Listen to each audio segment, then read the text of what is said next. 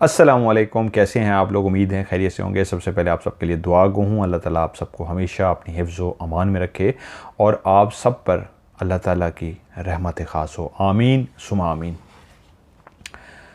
बहुत सारे लोग मुझसे पूछते हैं क्या जिन्नात जो हैं इंसान को फ़ायदा भी देते हैं। जी बिल्कुल, इंसान को फ़ायदा देते हैं। तो क्या कोई इंसान जिन्नात से फ़ायदा ले सकता है? जी बिल्कुल ले सकता है। मैं मुख्तलिफ़ आपको वज़ाइफ सिखा चुका हूँ। तो एक साहब ने मुझसे डिस्कस किया एक अमल कि क्या ये मैंने कहीं सुना है, ये अमल ठीक है। तो मैंने उन्हें कहा जी बिल्कुल ये ठीक है। तो उन्होंने मुझसे कहा कि आप इस अमल को अपने शो में लोगों को भी बताइए, अगर ये आप समझते हैं ठीक है। तो मैंने कहा बात ये है, मैं कब का ये बता चुका होता, लेकिन हम लोग प्रैक्टिकली ज़िंदगी में कुछ करने की बजाय कोशिश इस तरह की करते हैं कि कोई ऐसा अमल कर लें कि उससे हमारे पास दौलत आ जाए, उसके अमल से हम सारी चीज़ें हासिल कर लें। देखिए, मैं एक प्रैक्टिकली इंसान हूँ, मैं मेहनत पे यकीन रखता हूँ। अमल मुझे भी आते हैं, बहुत सारे वजीफ़े आते हैं, मैंने किए भी हैं, चिल्ले भी किए हैं, बहुत कुछ मैंने भी सीखा है। लेकिन इसका मतलब ये हरगिज़ नहीं है कि मैं चिल्ले वजीफ़े अमल करने बैठ जाऊँ कि भाई इससे मैं दौलत कमा लूँ। प्रैक्टिकली बने ज़िंदगी में। बहुत सारे लोग आपको इस तरह के अमल वजीफ़े चिल्ले बताते होंगे कि आप इस तरह दौलत हासिल कर सकते हैं, इस तरह दौलत हासिल कर सकते हैं। हमेशा एक बात याद रखिएगा, घर बैठ के चिल्ला करने से दौलत नहीं मिलती।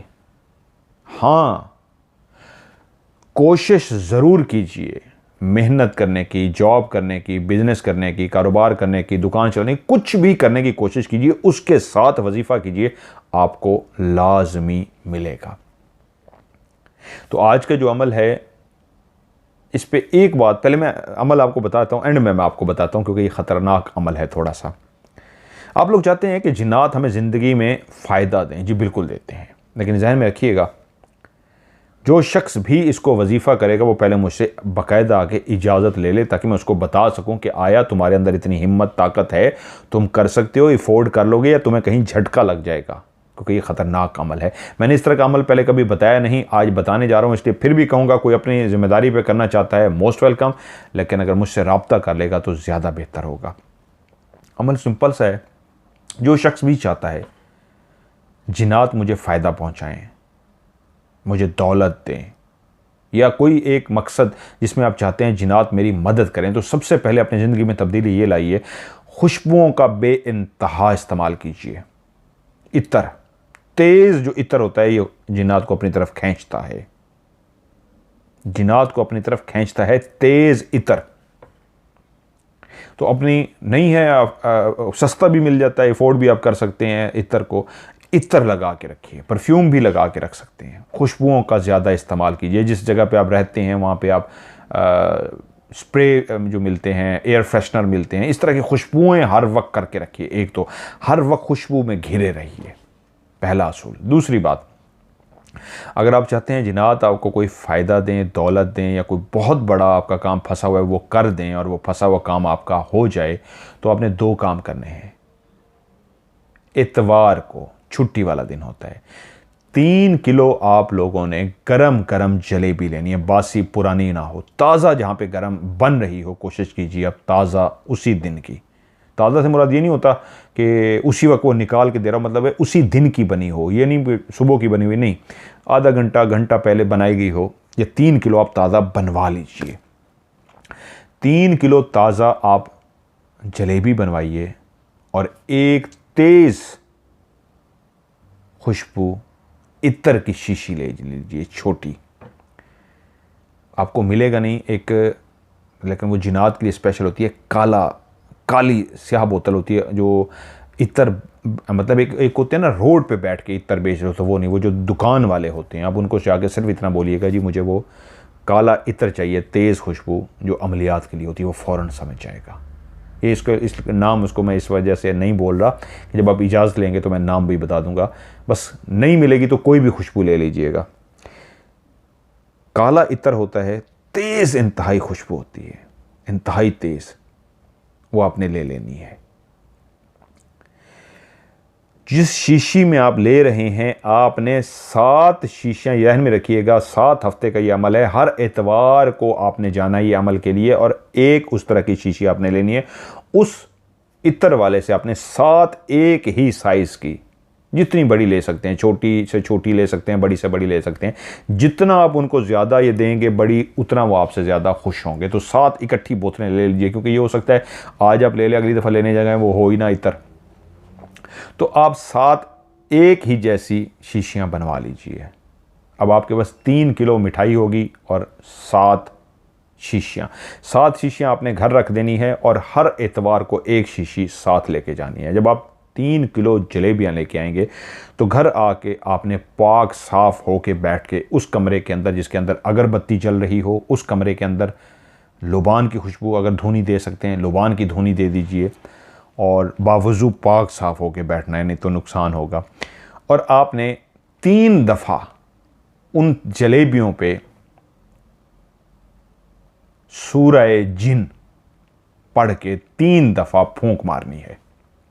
पहली दफ़ा सूरह जिन पढ़ी, 3 फूंके मार दी। दूसरी दफ़ा सूरह जिन पढ़ी, 3 फूंके मार दी। तीसरी दफ़ा सूरह जिन पढ़ी, 3 फूंके मार दी। सिर्फ बिस्मिल्लाह पढ़ना है, उससे पहले कुछ भी नहीं पढ़ना। बिस्मिल्लाहिर्रहमानिर्रहीम सूरह जिन शुरू कर दें, फिर दूसरी दफ़ा बिस्मिल्लाहिर्रहमानिर्रहीम सूरह जिन शुरू कर दें, फिर तीसरी दफ़ा सूरह बिस्मिल्लाह पढ़ें, सूरह जिन शुरू कर दें, और 3 फूंके मारते जाएं साथ साथ।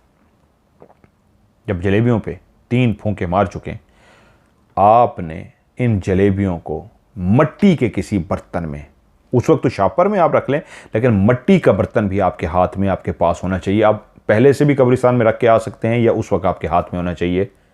और ये अमल जिस वक्त आपने सूरह जिन पढ़नी है, मगरिब की नमाज के बाद सूरह जिन 3 दफ़ा पढ़नी है, और इन जलेबियों को उठाना है, चल पड़ना है सीधा कब्रिस्तान। कब्रिस्तान में जैसे दाखिल हों तो पहले आप सलाम कीजिएगा, अस्सलामु अलैकुम या अहलल कबूर, और उसके बाद चलते हुए किसी एक मखसूस जगह पे जो घना एरिया हो, जहाँ पे दरख्त ज़्यादा हों, जो डरावना हिस्सा भी होता है, नज़र भी आता है कि ये घना है, लोग वहाँ पे कम जानते हैं, लोगों का जाना भी वहाँ पे कम हो, और जानवर वगैरह ना जाते हों साइड पे, क्योंकि जानवर वगैरह भी बहुत ज़्यादा होते हैं, कुत्ते, गधे और इस तरह की जो है। तो ऐसी जगह का इंतखाब कीजिए जो घना हो, दरख्तों वाला एरिया हो, झाड़ियाँ वहाँ पे बहुत ज़्यादा हों। तो वहाँ पे किसी भी दरख्त का इस अंदाज में आप उस मट्टी का जो बर्तन है, परात जिसको कहते हैं, मट्टी की जो होती है, उस परात को ऊंची जगह पे रखिए, ताकि नीचे जो हैं वो कोई जानवर वगैरह उसको ना खाएं, कुत्ता बिल्लियाँ जो इस तरह के होते हैं। ऊपर वो परात रखिए किसी भी दरख्त के ऊपर, और वो 3 किलो जलेबियाँ उसके अंदर रख दीजिए। और जैसे आप जलेबियाँ रख दीजिए तो आप अस्सलामु अलैकुम कह के वहाँ से वापस आ जाइए। शर्त यह है वापस मुड़ के नहीं देखना।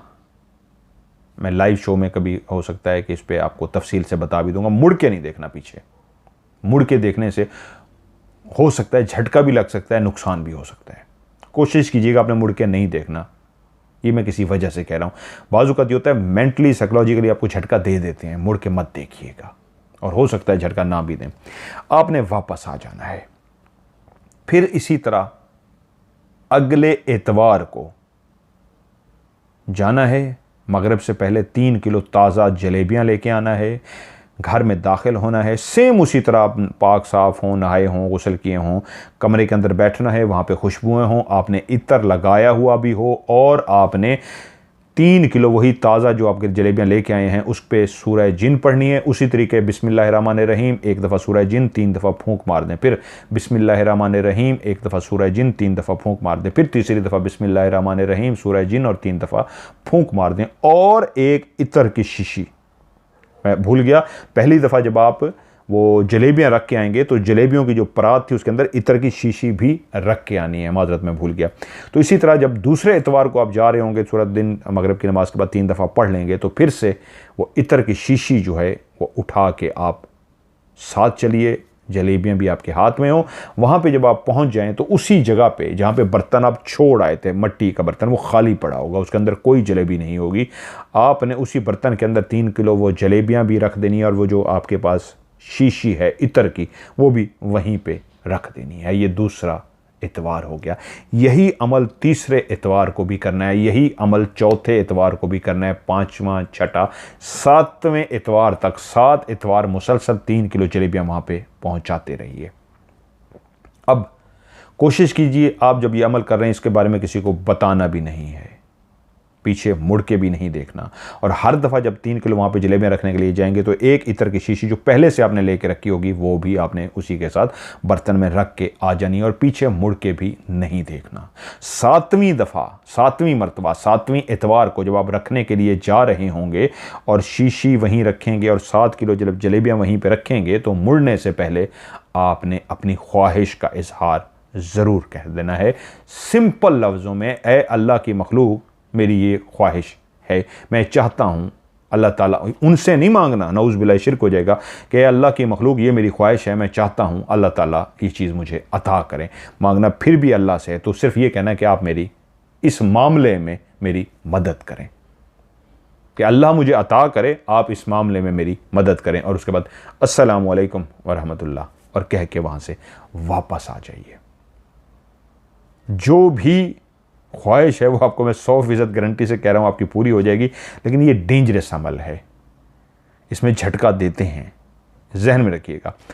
इसलिए ऐसे लोग ऐसे अमल तो बता देते हैं, मैंने भी बता दिया, लेकिन उससे पहले बेहतर है आप मुझसे अगर प्राइवेट में आके बात कर लेंगे तो मैं आपको इसकी और थोड़ी सी जो कुछ पेचीदगियाँ हैं वो मैं बता सकता हूँ, तो आप कर सकते हैं, इसको अपने रिस्क में कर लेंगे। लेकिन मुझसे अगर इजाज़त लेंगे तो फिर मैं आपको इजाज़त दे के भेजूँगा, तो इंशाल्लाह फिर आपको कोई नुकसान नहीं पहुँचा सकेंगे, क्योंकि इसमें गलती अगर करें तो नुकसान पहुँचाते हैं, गलती ना करें सेम एज इट इज़ इसी तरह करें जिस तरह मैंने कहा है, तो आपको ये दौलत भी देते हैं और आपकी ख्वाहिशात को पूरा भी करते हैं, क्योंकि आप उनको 2 खुराकें दे के जा रहे हैं, पसंदीदा जलेबी और उनकी खुराक है खुशबू। ये खुशबू को पी लेते हैं, वो जो शीशी आप रख के आएंगे वो शीशी ले जाएंगे, पी जाएंगे। तो इसी कमेंट्स में नीचे आप मुझसे पूछ सकते हैं, लाइव शो में भी आके इस वजीफ़े के बारे में मुझसे पूछ सकते हैं। मज़ीद कोई सवाल हो तो लाइव में बेशक आके मुझसे पूछ लीजिएगा। इस तरह के और बहुत सारे वजीफ़े हैं, लेकिन मैं चाहता हूँ आप पहले थोड़ा सा मजबूत दिल हो जाएँ, उसके बाद इंशाल्लाह मैं ऐसे तमाम वजीफ़े भी आपको साथ साथ सिखाता रहूँगा। अपना ढेर सारा ख्याल रखिएगा। खुदा हाफ़िज़।